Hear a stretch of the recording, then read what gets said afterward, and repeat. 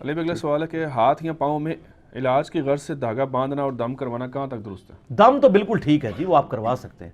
دم کے اوپر میرا کلپ بھی ہے کہ لیکن اس میں پھر آپ وہ 70,000 جو بغیر حساب و کتاب وہ فضیلت سے معروم ہوں گے، لیکن جائز ہے. اس سے بہتر ہے آپ خود دم کریں، جو صحیح بخاری میں آتا ہے المعوذات پڑھ کے نبی علیہ السلام تین صورتیں آخری تین دفعہ پڑھ کے جسم پہ ہاتھ پھیرا کرتے تھے پھونک مار کے. اچھا، خود دم کریں گے تو وہ اس فضیلت وہ اس میں نہیں آئے گا، وہ کسی سے کروانے کے بارے میں.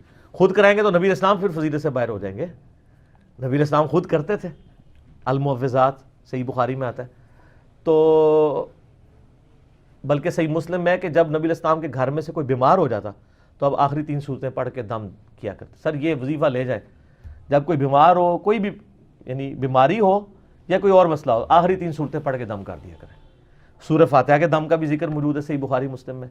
دم تو ٹھیک ہے، یہی تعویذات ہیں المعوذات، 3 پناہ دینے والی صورتیں.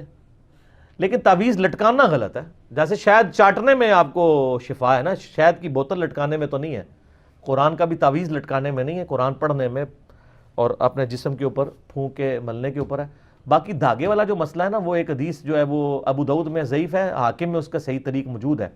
مشکات میں بھی آپ کو دوسری جلد میں طب والے چیپٹر میں مل جائے گا کہ عبداللہ ابن مسعود نے اپنے گھر والوں میں دیکھا کسی نے دھاگا باندھا تھا، اور ان کا عبداللہ بن مسعود کے گھر والے جو ہے وہ شرک سے بری ہیں، تو انہوں نے وہ دھاگا کھول دیا تھا. وہ دھاگا شرکیہ دھاگا تھا.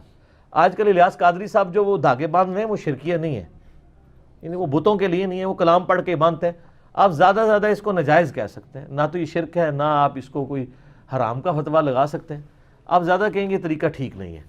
تابعین سے تو ویسے تعویذات بھی ثابت ہے، اس لیے میں نے کبھی بھی قرآنی تعویذات کو شرک نہیں کہا.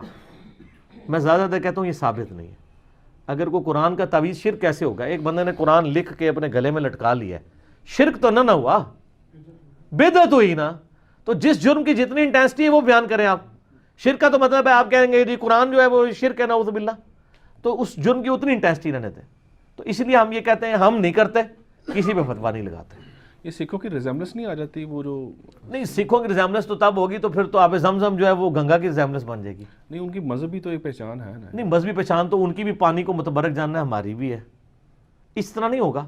وہ تب ہوگا جب ان کی مذہبی ایکٹیویٹی کو اڈاپٹ کیا جائے. مذہبی ایکٹیویٹی کو اڈاپٹ کیا جائے. وہ مذہبی ایکٹیویٹی کیا ہے؟ وہ والا دھاگا یا وہ والا کڑا جو وہ ایز اے عبادت پہنتے ہیں. ہمارے جو پہن رہے ہیں وہ سکھوں والا تو نہیں پہن رہے، نہ اس کے ساتھ ریزمبلنس کر رہے ہیں. یہ جو فتویٰ ہے نا وہ اس صورت میں ہے کہ ایک بندہ سندور لگاتا ہے، وہ تو ابھی ہندوؤں کی نشانی ہے نا ایز اے مذہبی، ٹھیک ہے نا. لیکن ایک بندے کو یہاں پہ زخم ہو جاتا ہے اور وہ ہلدی اور تیل یوں لگاتا ہے، اے پھکی آئی ہے، اے ہونی آئی دماغی سے، تو آپ کیا کہیں گے؟ اس نے سندور لگا لیا. یہ تو نہیں آپ کہیں گے نا. وہ علاج کیا نا اس نے. اور وہ پرانے زمانے میں بلکہ وہ سندور زخموں کے اوپر لگتا بھی ہوتا تھا زخم کو ٹھیک کرنے کے لیے. وہ تو ایگزیکٹ ہوتا بھی اسی کلر کا ہی ہے، ڈارک اورنج کلر کا. تو آپ فتویٰ نہیں، لہٰذا اگر کسی مسلمان نے لگایا اس سے پہلے پوچھ لیا کریں کہ کوئی زخم تو نہیں ہوا. ٹھیک ہے، مذہبی ایکٹیویٹی کو ایز اے مذہب کوئی اڈاپٹ کرے گا تو، ادروائز نہیں.